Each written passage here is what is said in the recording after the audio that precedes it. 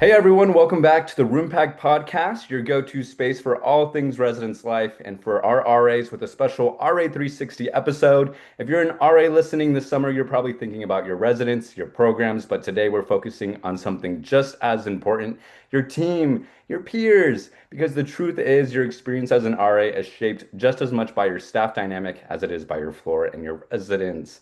So today's episode is called Behind the Scenes, Working with Your Team. And we're diving into what that looks like. And I am joined by a community director who has seen it all, staff dynamics, team growth, challenges, and everything in between, Katelyn Neeley. So, Katelyn, if you can introduce yourself, your role, and how long you've been working in housing, just to give us an idea of your experience.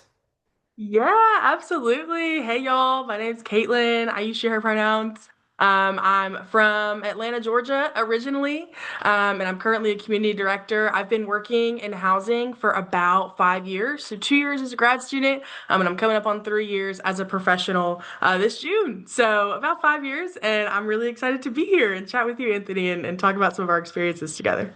Perfect. Okay. And I have another question for you. So, what's a moment where you looked at your staff and thought, this is why I love this job? Oh, I love that question. I think it's in those kind of unexpected moments where you're working on something, but your door is open and four or five RAs just kind of pop into your office and they stay a while and they're talking about the conversations that they had with their residents or what they've been working on for their next program or their next bulletin board. And I kind of just sit back at my desk and I'm like, oh my gosh, like they're all here. They're all chatting with each other. They're sharing things with me and sharing things with each other. And so I think those kind of little unexpected pockets of joy in just the middle of a workday, I think have been my favorite parts of supervising resident advisors for sure.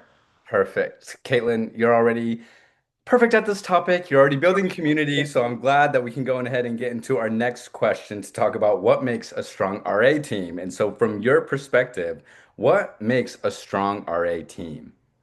Yeah, I think it's collaboration and being willing to collaborate, and understanding when people need to kind of pull back or can give more of their effort.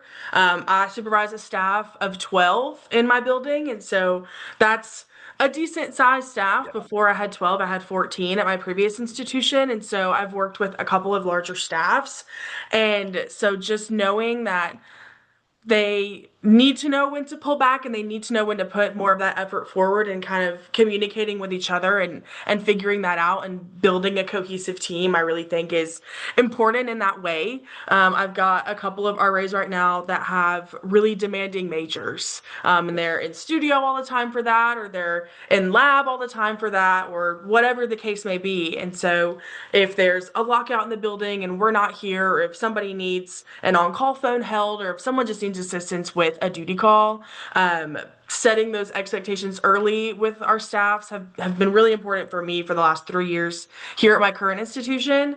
Is you are cheering each other on inside of this role and outside of this role. And I think seeing them support each other as RAs, but also as students, has been really rewarding. And I think it's kind of built that cohesive and collaborative team that we all kind of dream of like they're you can see them helping each other in our group chats, and you can kind of see how much they care about each other and want to check in on each other during staff meetings or building walkthroughs or whatever the case may be. And so I think understanding that collaboration is required, but not everyone can be 50-50 all the time, I think is really important to build that kind of strong and cohesive and understanding team.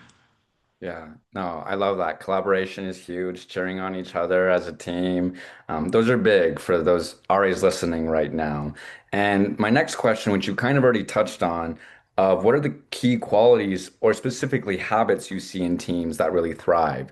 So you've mentioned collaboration and cheering each other on, but are there any others that you would want to mention? Yeah, absolutely. I think just having a genuine heart for the role, and wanting to get to know your residents and being there in the residence hall for them. A couple of years ago, a bunch of my RAs started kind of an open door policy. And so they'd kind of make their own mini office hours in a sense of they'd keep their bedroom door open for an hour or they'd sit in the study room for a couple of hours on their floor so any residents could just come and chat. And so I think when you can see how genuine they are and how much they want to help their residents, and also help each other, and be team players in that way, I think that's a really great thing to see, and it's really awesome to kind of watch RA teams thrive in that way of they know each other's residents and they're doing these collaborative programs together and everything is just kind of coming together, and you can see them kind of forming as a team from training in August until kind of winter closing or spring semester when we do kind of larger programming. And so I think being a team player and having a genuine heart for the role has been a really awesome thing to see in the teams that I've supervised the last 3 years, to make sure that they're staying connected and helping each other out and thriving in that way. Yeah, no, that's great. Being genuine in role is huge, especially for our resident assistants coming into these roles. And so I'm really happy you mentioned that because I think that really creates not only a community with their staff, but like you mentioned, their community on their floor when they're authentic, they're who they are. And so with that, what's something you think RAs may not realize contributes to a strong staff dynamic? Yeah, I love that question. I think again, just being there for each other, not in just the kind of see you at staff meeting every week or Mhm. whatever that means to them kind of way, but showing up to their solo events that they're doing, or I mentioned earlier, in our expectations with our RAs here for the last 3 years, I've always put an expectation on there of support each other in and out of this role. And so if someone can't make an event because they have a concert, like they're part of choir on campus, or they're part of another club on campus that they're a president for, and they're having a huge event that night. Show up for them. We had a lot of RAs my first year that were in the famous Maroon Band, is what our collegiate band is called here at our institution. And so seeing them kind of take pictures together at football games and send them in our group chat and just seeing that they're connecting with each other outside of their role and outside of their residence hall, because the role really does mean more than connecting in the residence hall. It's connecting around campus and beyond. And so seeing those pictures and understanding how much they care about each other and wanting to support each other only makes that staff dynamic and community dynamic stronger when you come back home to your residence hall. So I don't think people realize that when they're Yeah. Yeah. saying hey to each other on campus and connecting with residents and kind of just pulling everybody, on the quad or whatever that may mean for y'all, like having those conversations just out of the blue. I think bringing that back into the residence hall is so fun, and it's so unexpected to be like, oh, I've seen you on campus a couple times and you live in my residence hall, and just kind of that jumping off point for connection is really awesome. No, I would agree. And I love that you keep talking about these expectations, like setting expectations as a staff to kind of build in this, let's support one another, let's be there for one another, let's collaborate with one another. And so I want to emphasize that to our listeners is those expectations and being genuine and collaborating should all come together as a staff. And so if you haven't done that yet, that's something I would highly encourage, especially as Katelyn has mentioned. I'm going to switch us gears a little bit and we're going to go into kind of like conflicts with staff because it's unavoidable. It happens. And so every team runs into conflict at some point. And so let's talk about a bit about what are some common sources of tension you see among RA staff members.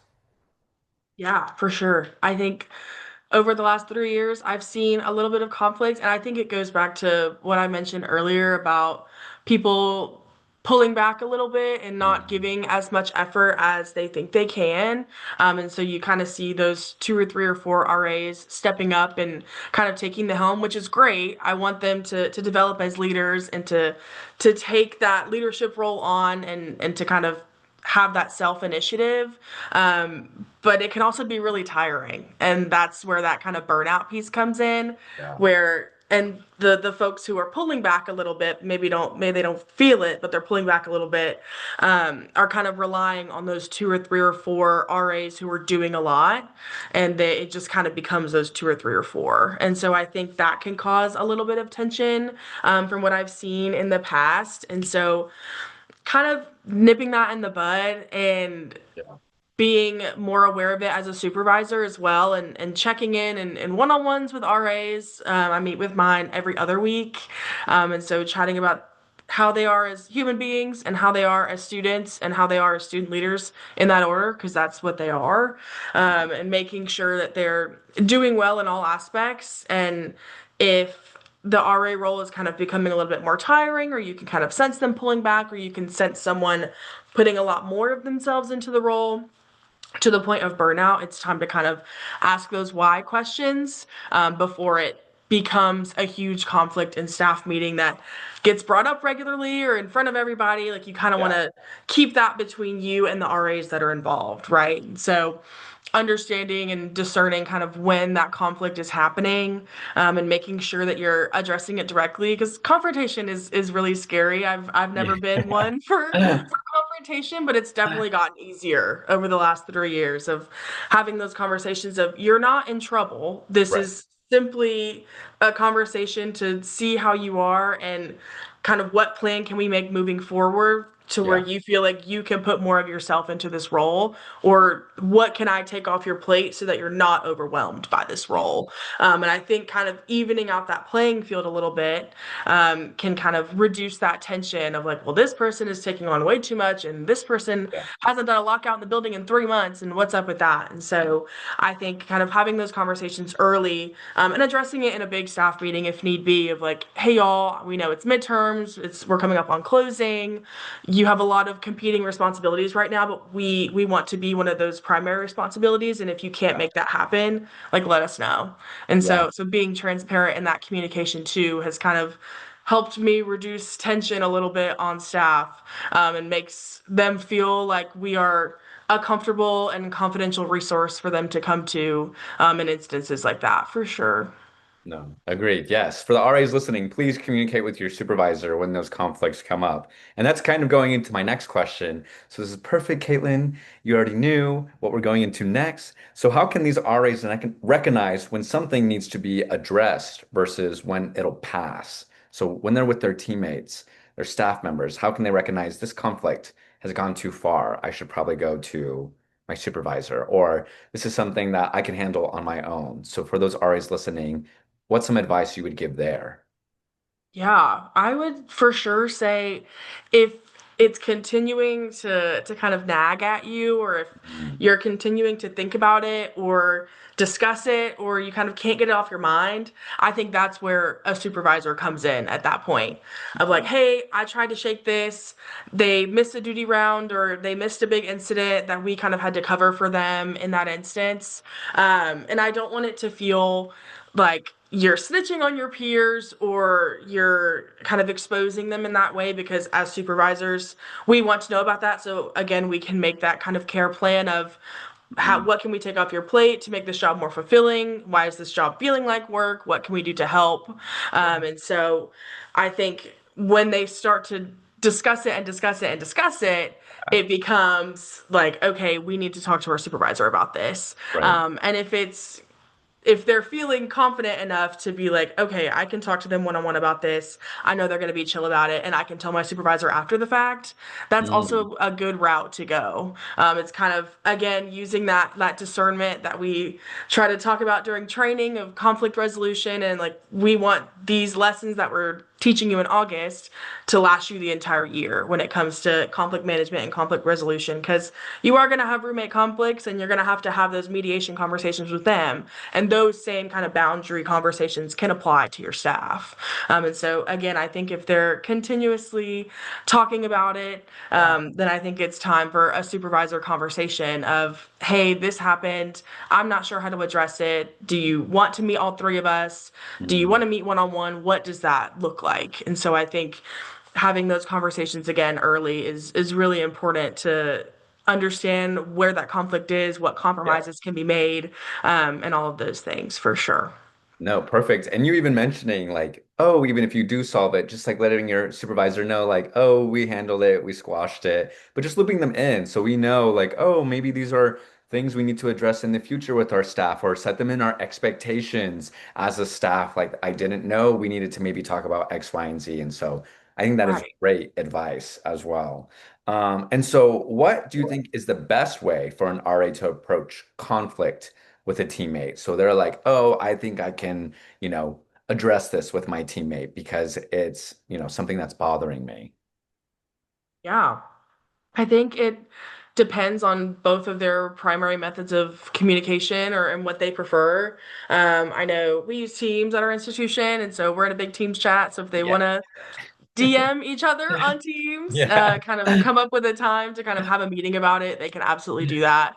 Or if they want to loop their supervisor in, that's absolutely okay. Because like you mentioned earlier, if this has been going on all year and it's April and it's like we've had 3 or 4 conversations about this and it still hasn't resolved itself, it's like, Mhm. okay, so nobody looped me in on this, and we could have had kind of a two-on-one mediation in a Yeah. sense of me being that boundary setting conversator in a sense Mhm. of we can come to a compromise about what's going on and how long it's been happening, all those things. And so I think based on their communication methods, setting up that meeting with each other, if it doesn't go as well as one or both of them thought it was going to, again, loop your supervisor in.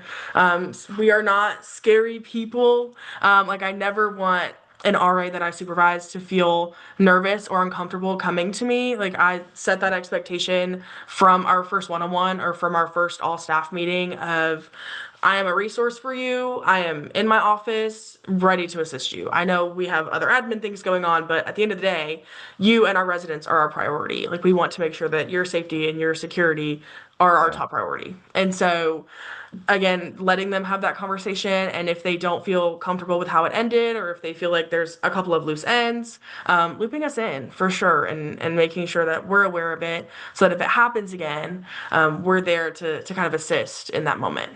Right. No, perfect. No, that was great. My next question for you to kind of wrap up this conflict section is, what do you think is a mistake often RAs make when it comes to dealing with conflict with another staff members? What are mistakes that they maybe run into when trying to address it or bring it up or when it happens? I think if it's been bothering them for a while and they haven't said anything about it, we can Mm, kind of get to yeah. that point of the cup is overflowing and I'm feeling a lot of Yeah. emotions, Yeah. right? And so I think kind of managing those emotions from the jump of like, I'm Mhm. feeling this way, I need to have this conversation now. Um, and if not now, kind of thinking about what emotions you're feeling, and I'm a big external processor, and so I'll talk through it with somebody that I trust, whether it's my supervisor or somebody else, and kind of think over what I'm feeling and then kind of write down what I want to say or think about what I want to say if I am having kind of a conflict centered conversation. And so I think kind of getting a little bit too heated and then letting it all spill over, especially in front of everybody or in front of residents or at a big staff meeting, it can get really scary really fast. And so again, like we've harped on it for the last little bit, but like let somebody know what's going on or think about those emotions before you have that conversation so that it doesn't turn into I feel like I'm gonna explode. And so thinking about it first before having that conversation, and then again, if you don't feel like it's resolved, don't be afraid to follow back up with them or follow up with your supervisor of, hey, this conversation was had. I know that we're kind of okay, but I feel like some things were kind of left out. Yeah. And so again, having that follow-up conversation of I am not mad at you. We are on the same team. Yeah. We serve the same purpose. We're here for the same goal. And so making sure that that conversation is fully had and everyone feels comfortable when they leave it, Yeah.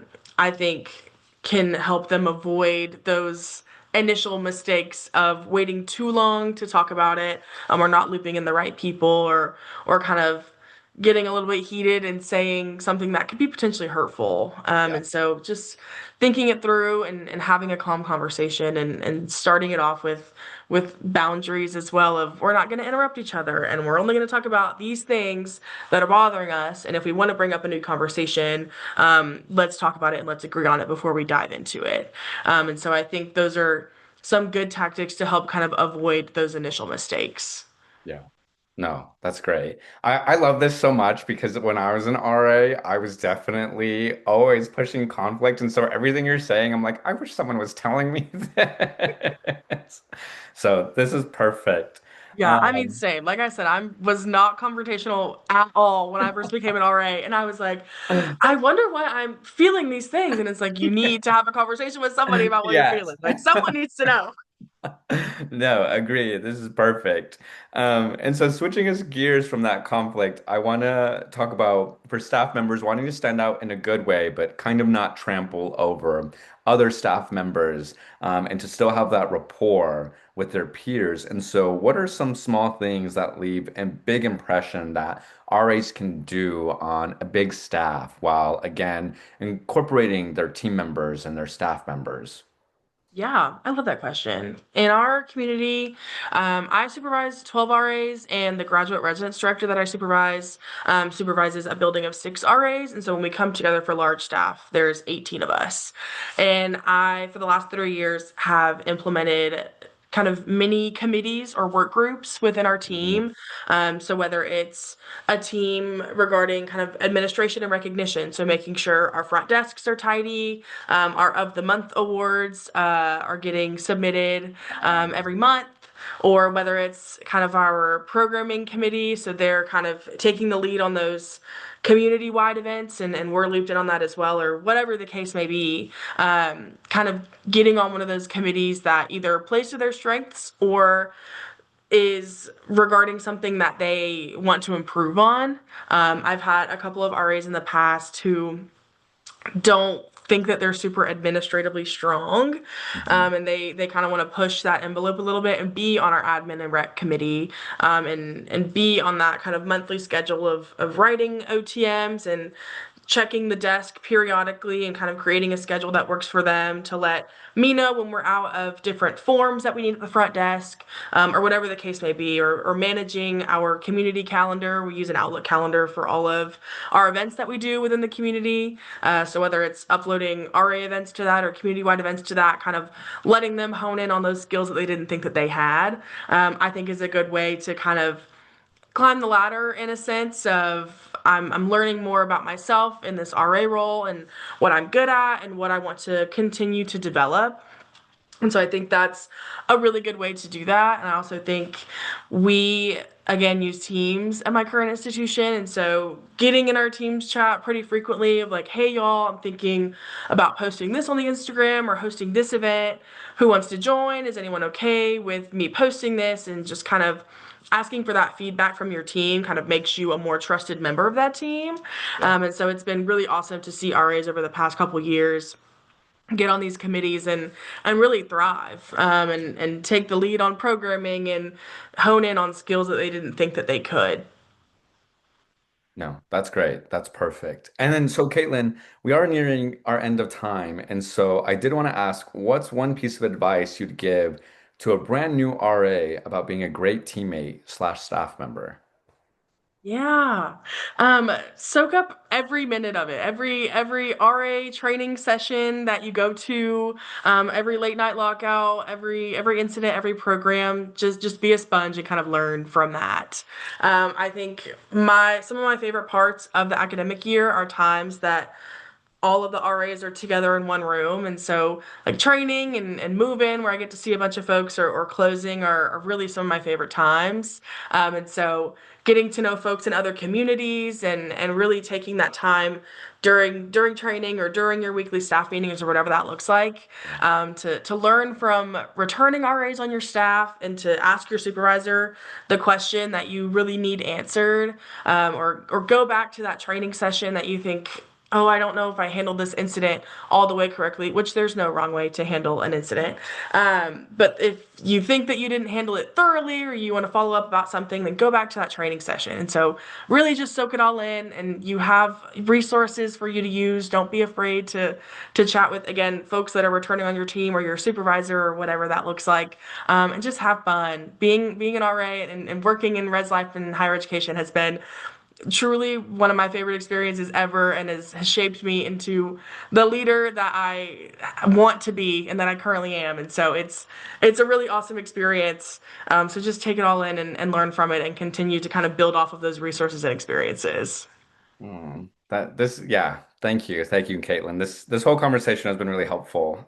I think especially for RAs needing to show up for their teams and learn from their teammates. I did want to ask you if you had any final words or something you want to let our listeners know, and then how can they maybe connect with you after this podcast ends? Yeah, absolutely. The RA job again is really fun. And so if it starts to not be fun, talk to your supervisor. Like I said, we're not scary. And then if you want to connect, I'm Katelyn Neeley on LinkedIn, and I'm happy to connect and chat and talk about all things higher ed or housing and residence life. Or I've been watching, what have I been watching recently? Steven Universe. I've been watching that recently. Yes, love. So if you want to talk about that, I'm on season 2, and so it's been really fun to watch that after work. And so if you want to connect and talk about that, I'm happy to. Perfect. Thank you, Caitlin. And thank you so much for being here and sharing your perspective. This has been really fun. And I wish I had this when I was an RA. And so I really appreciate it. And to everyone listening, being an RA just isn't about managing a floor, as I had mentioned. It's about being part of a team and supporting one another, collaborating, addressing conflict when you can, and then most importantly, soaking it all up, as we've mentioned. And so the more you invest in that, the better your experience will be as an RA. And so again, thank you, and we'll see you next time here on the Roompact podcast.